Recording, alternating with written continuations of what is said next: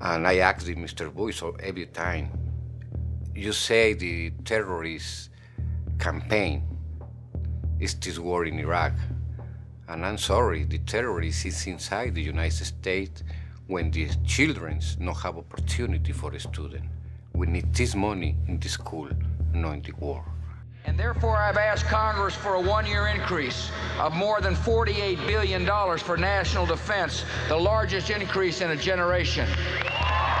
In a lot of ways, U.S. power in the world is collapsing. What these neoconservatives are trying to do is to compensate with military might and muscle and force what they're losing in terms of economic control. Perpetual war, the loss of civil liberties, the lack of trust in government because they don't tell the truth.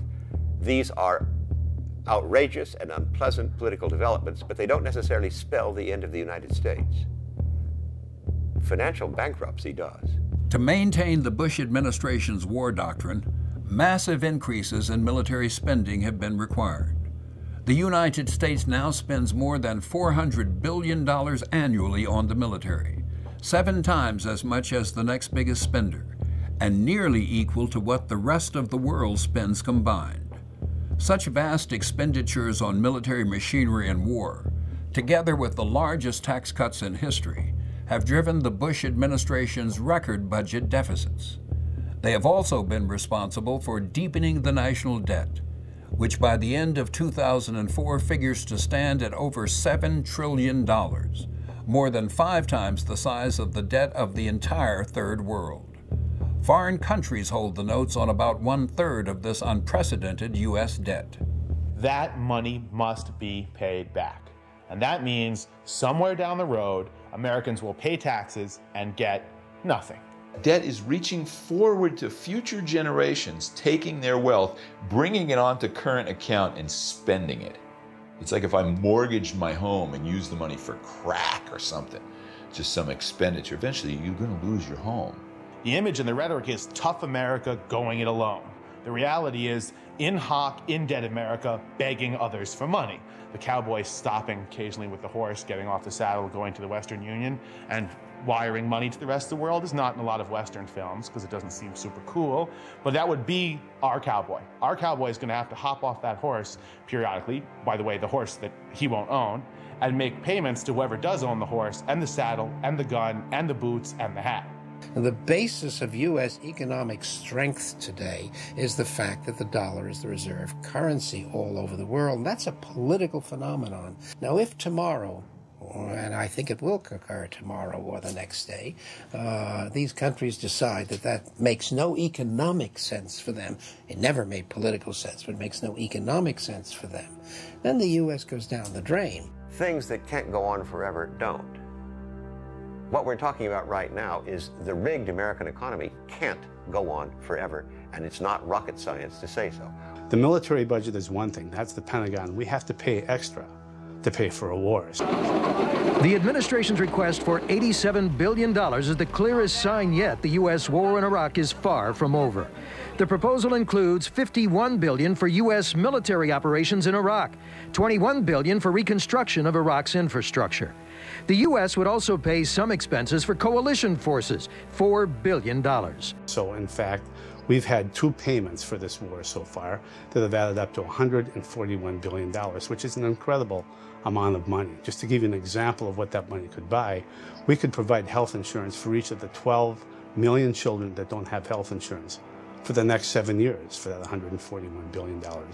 We could provide 1.4 million affordable housing units, which would really totally address our affordable housing crisis and provide 3 million jobs with that kind of money.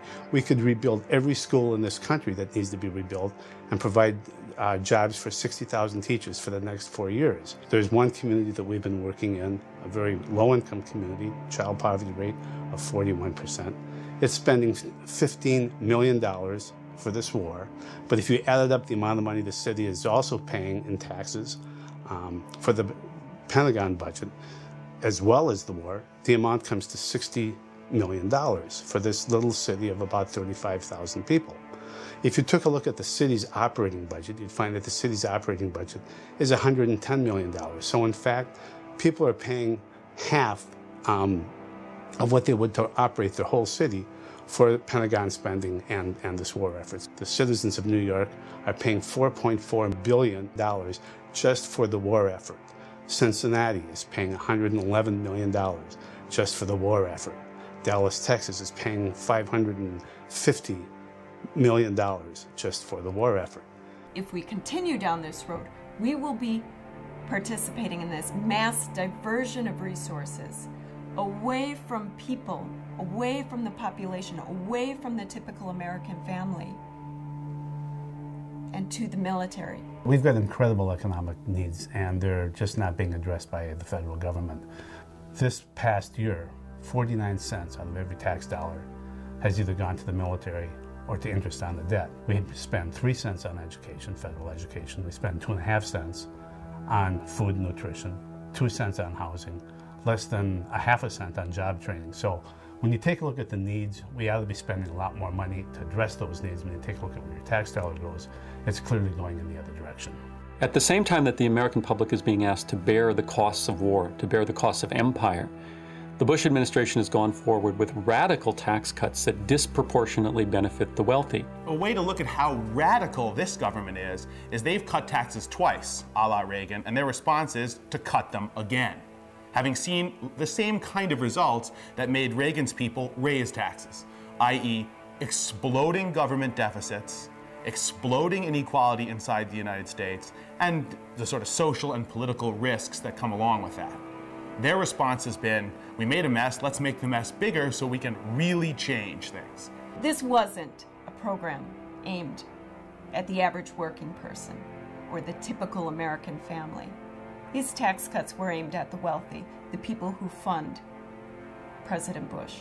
We have a set of religious beliefs here that to the extent that we must support the wealthy, the rich, that the rich are in terrible trouble, that if we don't take care of the rich, everything terrible will happen. Well, my feeling is the rich can always take care of themselves.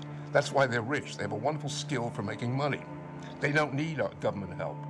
They need to be impeded by the government. It'll bring out the best in them. And at the same time, it'll level the playing field a little bit. Over the next few years, if the neocons get their way, we're going to see increased money for the Pentagon, increased tax breaks for very wealthy people, and fewer dollars that are going to go to education, housing, healthcare, and other basic needs. They not only want to repeal, revoke virtually all of the progressive reforms of the New Deal and ever since, and really bring us back into essentially unregulated, non-unionized country that existed before the New Deal. They are dedicated to dismantling the progressive achievements of the past century. I mean, through the past century, there has been large-scale popular struggle to try to protect people from the ravages of market forces and from growing corporate power, which has been very destructive. It is not military spending that will be cut. It's domestic spending, spending that affects us at home. Inside the United States, right now, the money is lost in the school. A lot of service in the school is lost. The teachers lost the job.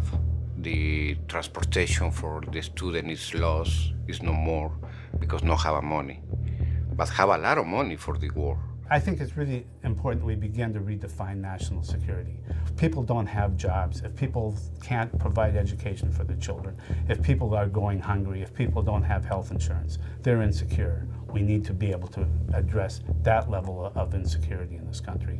And the federal government is not addressing those needs because we're pouring all this money into a unilateral war and providing tax breaks for very wealthy people.